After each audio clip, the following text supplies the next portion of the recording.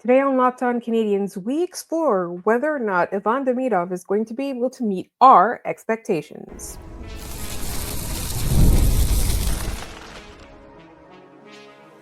You are Locked On Canadiens, your daily podcast on the Montreal Canadiens, part of the Locked On Podcast Network, your team every day.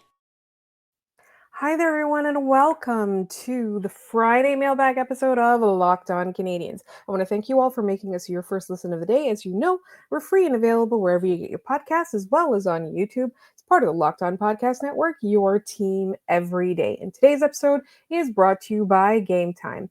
Download the Game Time app, create an account, and use code LOCKEDONNHL for $20 off your first purchase. My name is Laura Saba, also known as the Active Stick, and I'm flying solo today. My wonderful co-host Ian Beauvair is on vacation. He will be back next week, and I will need to apologize once again for the tardiness of this episode. Some issues last night with some technical difficulties, and they did not resolve themselves in time for me to record an episode and upload it before work this morning. So you're getting a Friday evening mailbag, but I promise I'll make it up to you with some sort of bonus content at some point. Either way, today is the mailbag episode. As I said, today we're going to tackle a couple questions such as a major concern in Montreal is, can Ivan Demidov meet our lofty expectations as Habs fans? We had a regular listener ask us what the best and worst storylines of the season are going to be. We want to talk a little bit about defensive expectations as well. And then there are some really fun off-season type mailbag questions that we're going to get into. The first one I'm going to start with actually is on the spot. I just got it from the group chat. Our good friend and former co-host, Scott Matla, said, off the top of your head, when I ask, and this was for the group chat, but I'm repurposing it for the mailbag. If I ask you what the team with the worst vibes in the NHL is right now, which one would you say? And the caveat was we can't say Buffalo Sabres because that's a given. So my two answers were the Vancouver Canucks and the New York Rangers. Please sound off in the comments if you disagree with those two choices. And obviously the reasons are the Rangers, not only did they go off the rails, there seems to be a really tough, toxic environment there. And personally, with me, if you traded for somebody who was associated with some sort of dressing room, locker room animosity, I'm going to say, to keep it charitable, I don't understand why you would make that person your leader. I also just don't understand what they're doing in general. And there's something just really, they seem to be not just imploding, but they seem to have no idea how to fix it, right? Like there's an absence of leadership, and there seems to be a little bit of an inability to see what the problem is. And with Vancouver, it's kind of the same thing. I just feel like that they were on an upward trajectory. There were the vibes were very positive, and then there were a lot of issues, and they seem to be a little less hopeless than the New York Rangers, but I feel like they're going down a path that I'm really glad the Montreal Canadiens are not. So with that said, our first mailbag question today is a two-parter, and I'm going to do as much as I can in the first segment, and then if I have to spill over to the next segment, then we'll do that. And it is from one of our regular listeners. In fact, there's a family of listeners, the Roberts brothers, who we love and adore, and this comes from Jordan. Hey, Lauren, Ian, as we approach the season to come and plan out our expectations, I was just wondering what your favorite and least favorite storylines will be. And I love this question, and we will give Ian a chance to respond as well, and to weigh in. But I think for me, the biggest part of next season, it's seeing the players again. Like I guess the first good storyline is just seeing these players that we fell in love with this past season again, right? My big hope is that they come out of the gate much better than they did last season. So already, like, the first storyline that I'm really happy about is better vibes than before. We are going to be closely watching Ivan Demidov, and I'll get to Ivan Demidov a little bit later, but there's a lot to be positive about, and just like the joy that he brings, I will get in depth a little bit later, but just the joy that he brings to the fan base, to everyone around him, that's something to watch. My favorite thing is to see how Lane Hutson fares, right? I've been very I've been very not pessimistic. I've just been very tempered about my expectations for his sophomore season, just because there's always a sophomore slump, especially with people who have really, really, really, really great rookie seasons. I think with Lane Hutson, the big difference is that he is somebody who eats, sleeps, breathes hockey. This is something that I think he's always known he's able to do. It's just the rest of us had to catch up, right? I think that it's gonna worst come to worst, he's not going to do as well as last season, but there won't be a major regression, right? Another positive storyline is seeing how the Canadians fare with Noah Dobson, right? Like if you have two pairings with a really, really strong offensive talent on them, whether you're talking about Lane Hutson's pairing or Noah Dobson's pairing, right? Just being able to see a defense that can play a really strong transition game, and can really generate offense and can really support the players up front. I think that's going to be a really good storyline. I'm just going to mention everything, I think, at this point. I think another one is Jakub Dobish. Like that's going to be my one of my favorite storylines. I think, we're always saying like, is he going to emerge as a bona fide backup goaltender? I want to see that. I also think that the more the offseason goes on, the less I expect that David Runbacher will make the team right out of camp. Or if he does, I don't know that he's necessarily going to be considered like uh, his spot in the NHL is going to be considered solid or not. But and again, it's not to say the Habs are going to artificially delay him or anything like that. I just feel like they have a little bit more of a longer leash with him. But so he was going to be one of my favorite storylines, but I think I'm like tempering myself on that, just because I don't necessarily know if it's going to be a Caden Gooley situation where make the team, never look back, really just always impress. Another really positive storyline I'm looking at is I think that Nick Suzuki is going to get at least 92 points this year. So I just want to see that. I also, I don't want to, everybody's saying like we don't want to jinx it. So I also want to see what happens, if he's on holiday or not in February.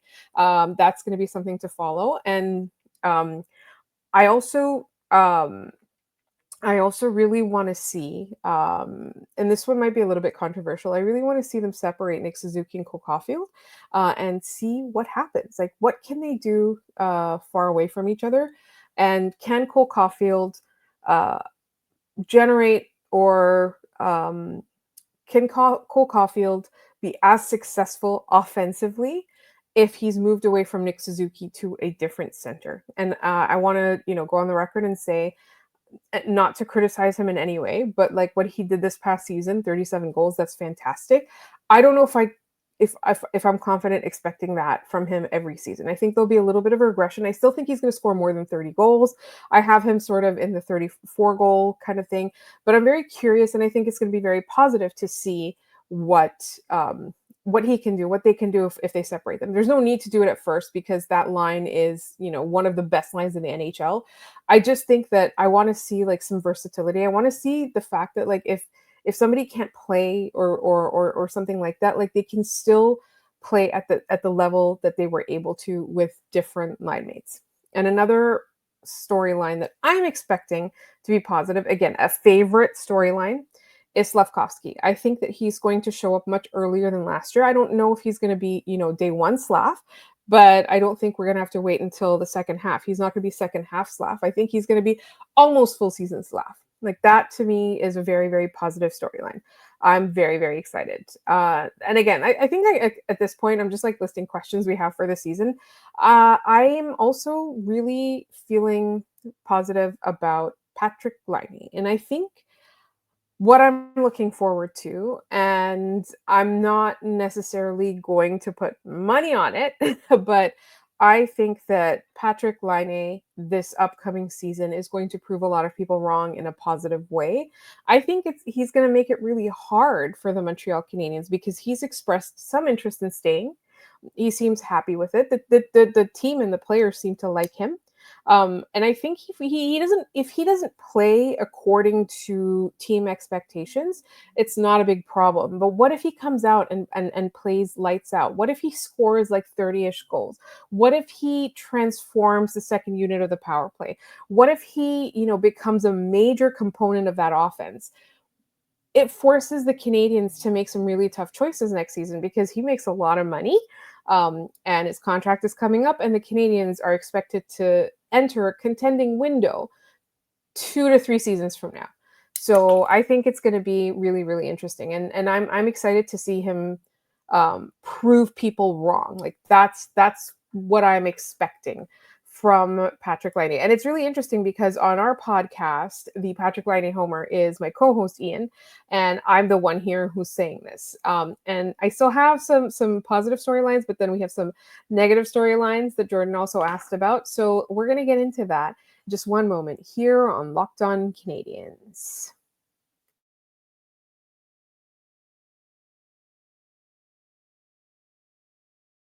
But first, this episode is brought to you by Game Time. We've all been there, logging on early and waiting forever for concert tickets to go on sale, only to lose our spot for a show you've been dying to see. Live music should be about making memories and not dealing with the stress of ticket shopping. And that's where Game Time comes in. Game Time makes getting concert tickets faster and easier than ever. Prices actually drop as it gets closer to showtime, and you can save up to 60% off with their killer last minute deals. If you're tired of endless scrolling trying to find the best deal, Game Time has zone deals, and they pick the best seats in the section for you. And if you wonder what your view will actually look like before you buy, you never want to be the person putting down money for tickets and then finding out there's obstructed view and there's a column in your way. But the app will show you a panoramic seat view so you have no surprises. And with Game Time, the price you see is the price you pay. There's no hidden fees. Take the guesswork out of buying concert and show tickets and sports tickets with Game Time. Download the Game Time app, create an account, and use code LOCKEDONNHL for $20 off your first purchase. Terms apply. Again, create an account and redeem code LOCKEDONNHL for $20 off. Download the Game Time app today. Last minute tickets, lowest price guaranteed.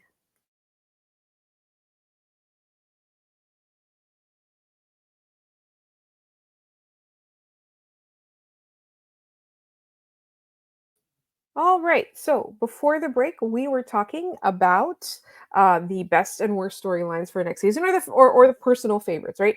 I think for me, there's two more that I'm feeling really positive about. And again, it can be anything. This is really subjective, so I don't want people getting in the comments saying, "Oh, you forgot this or that or that." This is just my favorite ones, right? Ian's going to weigh in on his, and you guys can weigh in on yours in the comments. You can send them to us on Locked On Canadiens and Gmail. You can also find us at Locked On Canadiens on Blue Sky, TikTok, and Instagram, and tell us we were wrong, or rather just share yours. And so two more that I like is the Renaissance Men, right? We saw um, Josh Anderson. I almost called him Josh Georges. I think it's because it's his birthday. Josh Anderson really change and go on the penalty kill and really like turn into something different than what we expected. Not only that, just find a new purpose. And I just want to see like what else he adds, because he seems to me, this is something that I realized last year, is that like he seems to me that um, with a little bit of confidence, like it really boosts his performance a lot. Like he's a guy that's like getting in his own head a lot and down on himself, et cetera, et cetera. So that's one. And then two, I want to see Brendan Gallagher as well, because I think he's also figured out how to play within his physical limitations as he's getting older, and he's, dealing with the effects of years and years of playing so physically. So that's two more storylines where I'm expecting, or I'm excited to see. So then the worst Habs storylines for next season is if the Montreal Canadiens do not figure out their second line center situation. Let's say not even the offseason. We're giving them a little bit more time, a couple months into the season, right? Like let's say November, early December. If they don't have an answer for that, if Kirby Dach has not seized that position by the reins and solidified himself there, if they haven't traded for that position yet, I have a feeling that it's going to be something where we're going to get so sick of discussing it. This year was fun because it was always a question mark, right? Like we saw, like there's a lot of talk about Kirby Dach, like the runway, the length of runway we wanted to give him. And then when that didn't really pan out, we kind of decided collectively that the Canadiens may need to look at other options, and the Canadiens themselves, to their credit, also understood that. So, the only problem is those don't grow on trees. So I feel like it's going to be one of those things where, like, let's say there's a press conference Kent Hughes is giving for some other reason, like he's going to have to spend 90% of the time answering questions about that number 2C. Same thing with Jeff Gordon, right? I feel like this fan base and this media landscape is prone to hysteria, and I think we're going to get really, really. I'm just going to say it. We're going to get really annoying about it. And here on this podcast too, like this is something where you would think the fact that they haven't figured it out, or that they may not have figured it out by then, will give us a lot to talk about. 2C or not 2C being one of our favorite segments, but I think like there's going to be a point, especially if everyone else takes a step forward and this team, instead of regressing, shows progress, particularly in the first few months of the season. I think that question becomes more important because it will shorten the length of time between rebuild and crossing over into contention. So I think it's going to be something that's really annoying. Another storyline that I'm not super, super excited about is what happens if Ivan Demidov does really well but doesn't put together a Calder Cup caliber season. What happens to us then? What happens to him then? Like, are we capable of being mature and calm and grown up about this? I don't know. So like that's something that I'm not super excited about. I also am very, very apprehensive right now about that bottom six and that penalty kill. I don't know what the Canadiens are going to do about it. And I'm not expecting too much. I just fear that regressing on that front will cause a lot of issues overall, because there could be a lot of games that they lose by one goal because the penalty kill couldn't hack it. So that's a very, very long-winded answer to the best and worst storylines in my mind. And it was favorite storylines and least favorite storylines. So I am going to keep going on that front and talk about a question from Peter G on Blue Sky. Will the Habs be a good defensive team in 2025-2026? Last season, they were bad. They were bottom 10 in goals allowed in spite of good goaltending. If you think they will be better, why? So, as far as defensively, I don't know that the Montreal Canadiens have improved a whole lot by acquiring Noah Dobson, and by allowing Christian Dvorak and Yoel Armia to walk, as well as Emil Heineman. But really, Christian Dvorak and Yoel Armia were key components of the defensive play overall. But what I can say is that if you listen to the cliche and believe in the cliche that the best defense is a good offense, I'm feeling that goals allowed number, maybe they move up in the rankings, because I do think the power play is going to be much better. I think that there's a lot of potential up front. Acquiring Bolduc also like really helps a lot. Whoever they get for that second line center role, whoever they get for that third line center role, right? I think that it's possible that we see a better offensive team just in general. And possessing the puck a lot means that you don't have to worry so much or as much about defense. So there's that. There's also the possibility, again, I know what I said in the first segment, like not sure about David Reinbacher becoming like a full-time NHLer next year. We're not sure. He doesn't have to be. If he is, that's great. So there's that as well. I just personally think that like if we see that stat get better, it's because the Canadiens have improved on offense. And I truly like objectively believe that with what they've done. All right. So next question. I'm going to go with kind of an off-season question because I want to spend a little bit more time on the Ivan Demidov one. So I'll leave that for the last segment. TV's Brent on Blue Sky asks, what's your favorite sandwich? I had a really hard time with this one because what's not to love about a sandwich? But I think I'm going to go with like those of you in Montreal know, there's a Rubens, the expensive Rubens. There used to be two, but one of them was like sort of normal, and the other one's like the overpriced expensive Rubens. I actually really like the Reuben sandwich. It's the one that's like on St. Catherine, I think, and Peel is the cross street. And so I really, really like that sandwich. I don't know what it is. It's pumpernickel and sauerkraut and Oh, and smoked meat, and it's just so good. So yes, that is my favorite sandwich. I had to think long and hard about it. I also tried to refrain from having the debate with myself: is a taco a sandwich? Is a quesadilla a sandwich? Is a burrito a sandwich? Is a, you know, is a hot dog a sandwich? All of that kind of stuff. Also, just like as a runner up, like a beef shawarma, amazing, but it has to be done right. There are very few places in the city that do it exactly the way I want it. Shawarmas is one of them, but the Laval location for some reason is better than all the others. So take that for what you will. So those of you living in Laval, go to Shawarmas. It's near the Adonis. Those of you downtown, there is a Shawarmas there, but the Laval one is just much better. I don't know if there's one anywhere else in Montreal. All right, it is time to talk about even Ivan Demidov, and whether our expectations for him are too great. But first, we've got a quick break, and that's coming up next.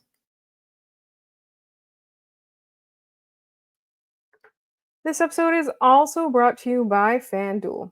August 26th is officially FanDuel Futures Day, a brand new holiday for football fans who live for bold predictions and preseason hunches. For just 24 hours, FanDuel is giving you deals on NFL season predictions. So whether you're calling your MVP, eyeing a long shot division winner, or ready to crown your Super Bowl champ before week one even kicks off, this is your moment. So take a flyer on the MVP race. For me, I'm picking Josh Allen, and the funny thing is, I'm not even a Buffalo Bills fan. It's just like my heart just says that it's their year and it's his year. You can crown your champion in August, which I have done. Again, it's the Buffalo Bills year. Or parlay your division winner dark horses. Visit the FanDuel app today and start planning your futures bets now, because Futures Day is one day and one day only. That's August 26th. FanDuel. Play your game.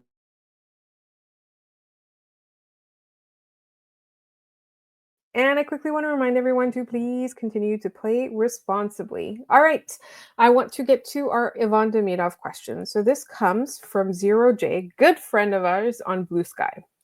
Are fans getting themselves too hyped for Demidov?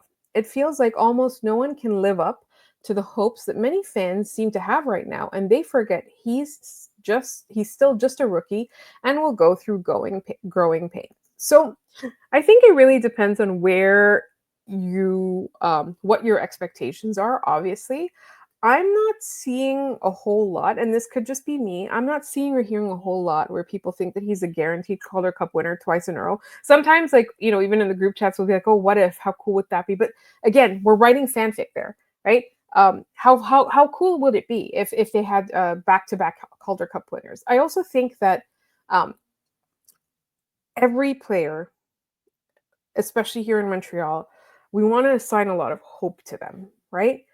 I think this is one of the first times, though, that there's somebody with this level of potential. Like, and I remember when Uri Slavkovsky was picked, right? Like, there's a lot of debate beforehand. We wondered why they didn't pick the center. Even on this podcast, we went on the record and said they needed to go for the center, and they went for Uri Slavkovsky instead. And at the time, there were people that were saying, if this kid pans out, he's got Jaromir Jagr talent, right? And I remember thinking, high risk, high reward, right? And again, like, we have our upcoming NHL Top 100 coming on the network, and Ian and I will discuss it a little bit further next week. But like, Slavkovsky's really emerged as much better than I thought he would be, and I feel much more positive, right? I don't think he's a bust. I don't think he was a waste of a pick, particularly seeing how things panned out with Shane Wright. I think that he's got an immense amount of talent. But if you're talking about raw talent, Ivan Demidov has much more than that even. It's not a situation where you say, if he pans out, he's got this level of talent. Because the thing is, with Uri Slavkovsky, there was always a possibility that he was going to be a bust and it was going to be the whole thing was going to be a failure, right? I no longer think that. With Ivan Demidov, even his floor is really high. And I think that's something that we have to remember. We can ascribe expectations to him, but if we're disappointed, it's our fault. It's not because Ivan Demidov did not live up to them. If his trajectory goes normally, and he, does well next year, better the following year, really grows into his prime, if he goes normally, he's still going to be an incredible hockey player. It's He's always going to be really good, right? Like one of the things that I kind of worry about is like what if he's injury prone? Again, I don't want to put that out there knocking on wood. I don't want to jinx him or anything like that. I don't worry about whether or not he's not going to be good. I know he's going to be an incredible hockey player. It's just how incredible is the question. So yes, if we think that he's going to make them a cup winning team, yes, that is too much. If we think he's guaranteed for the Calder, yes, that is too much. But if we just think he's going to be a major component, a major driver of the offense of this team, if he's going to be a name, we're going to be excited to see every time we go to the Bell Center, every time we tune into a game. If he's going to be a name that we think all opposing fans don't want to see, I think that's fair. I don't think that um, I think it's our expectations. It's not what he's doing. Because if you want to know what he's doing, Kent Hughes was quoted as saying, like, his work ethic is incredible and he can't get him off the ice. We see the videos every day, skating in Brassard, doing the tournament thingy that I keep forgetting what it's called. He's putting in all the work. He has that joy, he has that drive, he has that commitment to hockey. So if it doesn't pan out, or if he doesn't live up to our expectations, it's not going to be a fault on Demidov. It's going to be our expectations were too high. So to answer your question, Zero J, we might be too hype for Demidov. But realistically, he's still going to be amazing, and we shouldn't have anything to worry about on that front. All right, I've got a couple of summer off-season type questions. The first one is from our good friend Francis Tardif. Hot take: people who water their lawn during drought season should be fined. I agree with you there 100%. I don't think it's a hot take. I think there should be a fine for things like that. Your lawn doesn't have to be the most beautiful one on the block. People need to drink water. And then our good friend Blaine Potvin, who I hope is doing okay. Blaine, please give us a shout. What is the silliest, funniest adventure you've had when traveling abroad? So I think one of the funniest things is I was traveling with a friend of mine, and we were, if you're a longtime listener of this podcast, you'll know I'm very geographically challenged. And we ended up flagging down a cab and trying to, I don't know why, what we were doing with Google Maps or whatever. A friend of mine and I flagged down a cab because we thought we were going across town when really it was 3 blocks. So that is kind of the funniest thing we've ever done. Most of my travel adventures are really cool. They involve like positive things, but like funny and silly, I think that's really one of them. I'm trying to think. And like I don't really have any stories of like eating something when I didn't know what it was, or something like that. But generally I think that's the stupidest thing. Because like the other thing too was that like the driver was like, "Are you sure?" And we said, "Yes, we're sure." And he said, "Are you sure, sure, sure?" And we said, "Yes, we're sure." And that's what ended up happening. So I think it was like 2.5 blocks. It was really, really not far. And we weren't even like dressed in heels or anything like that. Like we could have just walked over. It was just really, really stupid. But yes. All right. Finally, we have our good friend Jim who sent us 3 questions. One, what is your favorite food that you can't eat in the summer because it's hot? His is chili on a patio. Murderous.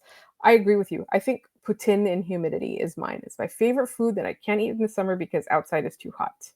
What is your favorite cold place to go? Mine is Stockholm, Sweden. I do hope to one day visit Svalbard or Antarctica. But the cold place to go is Stockholm, Sweden in like, January. I think that's the best.